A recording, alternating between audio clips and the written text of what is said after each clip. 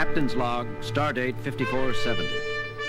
The Enterprise is on routine patrol on the outer fringes of Federation territory, facing the intergalactic Gulf. We are preparing to terminate the patrol. Nothing unusual has been encountered. Log concluded. Captain? What is it, Mr. Sulu? I'm picking up all kinds of powerful radiation at extreme detector range. What kind of radiations, Lieutenant? I don't know, sir. Some of it's identifiable, and the rest resembles nothing I've ever seen before in my readouts. Check them yourself. Lieutenant Sulu is quite correct, Captain. The concentration of violent energies is extraordinarily intense. It resembles no natural phenomenon. Heading, Mr. Sulu? 308, 6 degrees, 000. Range? Range, Mr. Sulu. Closing, Captain, but the disturbances are so violent, I can't say for certain. 2 centers, possibly more, are involved. Very well. Change course to intercept. Lieutenant Uhura, sound yellow alert. Aye, Captain. Bridge to engineering. Engineering, Scott here, Captain. Scotty, we're heading for a violent energy disturbance of as yet unidentified origins. We may have to do some jumping about. Stand by. Ready back here, sir. Good. Bridge out.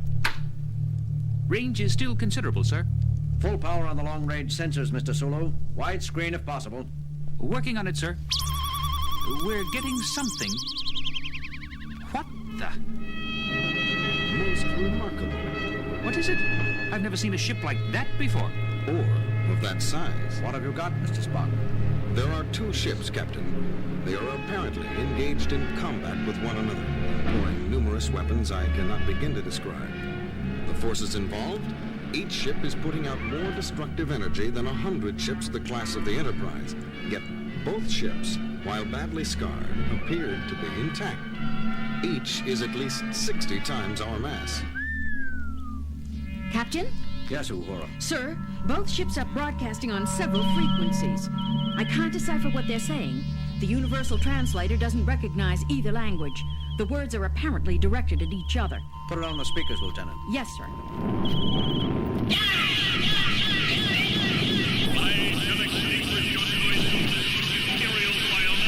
Lower the volume and keep it on the speakers, Lieutenant. Mr. Spock, how are you coming with identification? Nothing in records yet, Captain. Still processing. Intruder, identify thyself. Uhura, give me a reply frequency. Ready, Captain. This is Captain James T. Kirk of the USS Enterprise. Who are you? Where do you come from? What dost thou represent? The United Federation of Planets and its allied peoples. I repeat, who are you?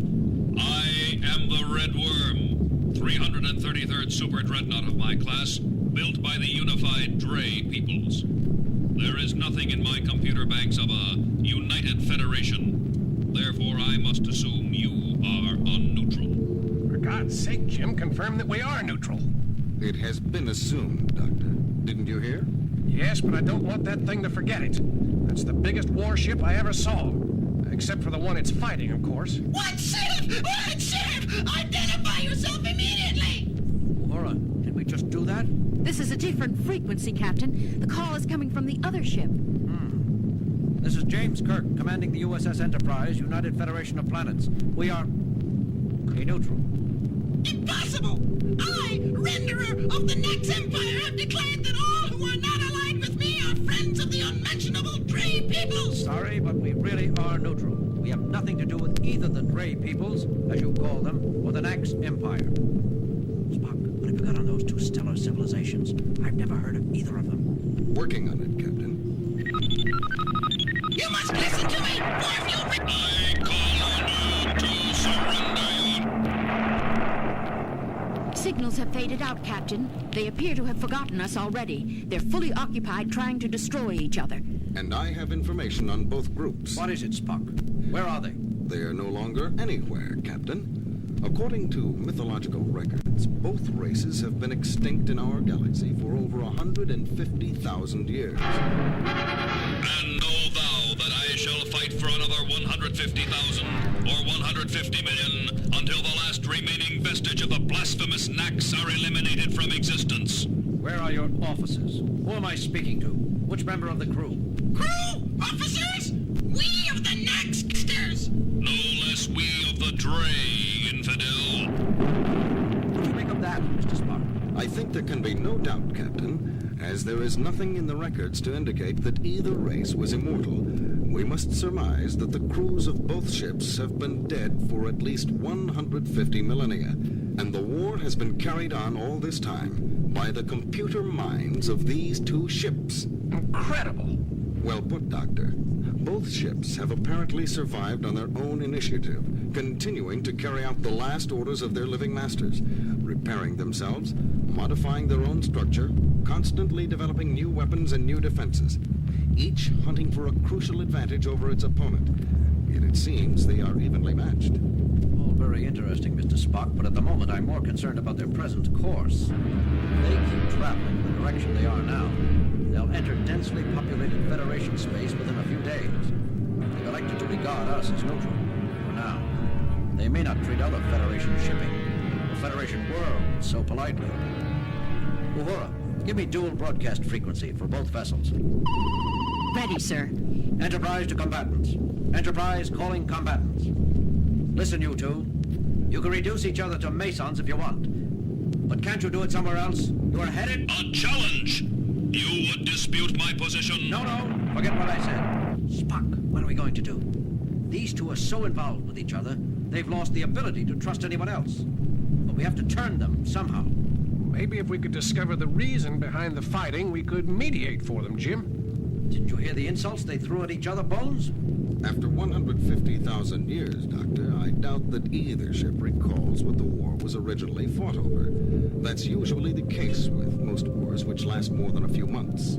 Still, we have to do something. Jim, how about taking sides, joining up to help one ship defeat the other? Too risky, Bones. We know nothing of either the Dre peoples or the Nax Empire. I can't opt for one side blind. Besides, I doubt that the Enterprise would make one bit of difference for either side, considering the kind of energy weapons they're using. I doubt that our phasers and photon torpedoes could so much as irritate either vessel. And it could get the Enterprise blown clear to the Magellanic Clouds. Just the Enterprise, maybe. But suppose we convince them we can call on several thousand ships the size of the Enterprise. A thought, Doctor. Except that we cannot call on several thousand ships. We cannot even call immediately on 3 or 4. True, Spock. But they don't know that. It's worth a try, Bones. Uhura, sound red alert. To the red worm of the Dre peoples. Unless you change your course, you will soon be set upon by thousands of warships of the United Federation of Peoples and will be destroyed. And Renderer of the Nax Empire. Unless you break off and disengage from this sector, 10,000 cruisers of the UFP will appear to volatilize the last remnant of your empire. Sacrilegious interloper! Enemy of its Imperial Majesty, I have been deceived! Captain, both ships are changing course. Mr. Sulu, emergency overdrive, warp 8. That was close, Captain. They both fired at our former position. With their minor batteries, I might add. However, they regard the threat seriously, it seems. Both vessels are currently in pursuit. Sulu? They're not closing, Captain. They're still too busy fighting each other, but we're not pulling away from them either. Good. I don't want to lose them. Yet. Kirk here. Go ahead, Mr. Scott. Captain, how long are we going to run at warp 8? We've got full deflector shields up, too. We cannot maintain this kind of shielding and this speed for too long. I know, Scotty. Hang together down there a while longer yet. We'll do what we can, Captain. Scott out. Well, Bones, we got them to change their course. We're headed away from Federation-inhabited worlds now. That still leaves the problem of convincing them to leave us alone. Well, I don't know what to suggest, Jim. I didn't get that far. Great. Mr. Spock? I don't know what to suggest either, Captain. At this point, the crucial issue appears to be whether or not... A trick! I see through you now. There is no such thing as a united federation of planets. It was a low ploy of you, blasphemer, to attempt to fool me into assuming a weaker tactical position. You are quick, evil monster! Did you truly think to trick me, with such a feeble lie? This United Federation, this tiny fabrication masquerading as an inhabited ship, is but a decoy, manufactured in your own perverted factories. You will pay for that. Die, social misfit! I shall extinguish your noisomeness, Imperial vileness. They're slowing, Captain. We're pulling clear of them. Course, Mr. Sulu. Unchanged. They're still headed full speed away from Federation space. Well, what do you think of that? Did you hear, Jim? They've decided that the Enterprise is a trick.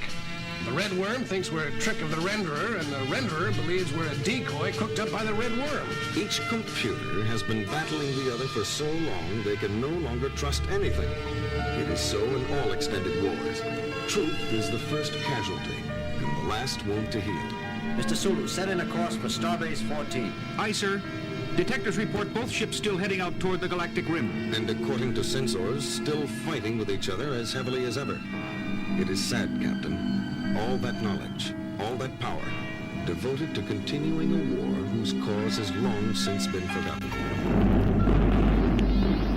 What a waste. Sulu, reduce speed to warp factor 5. There's one thing that bothers me, though, Captain. What's that, Lieutenant? What happens if one ship, either the Red Worm or the Renderer, finally does win? Won't it start hunting for someone else to fight? We threatened them both in the name of the Federation. Won't the winner come looking for us? I wouldn't worry, Lieutenant Uhura. Both vessels have been in a state of constant warfare for 150,000 of our years, without either side gaining a lethal advantage. I think it's safe to say that they will continue to remain evenly matched for another 150,000 years. Let's hope so, Mr. Spock. Let's hope so.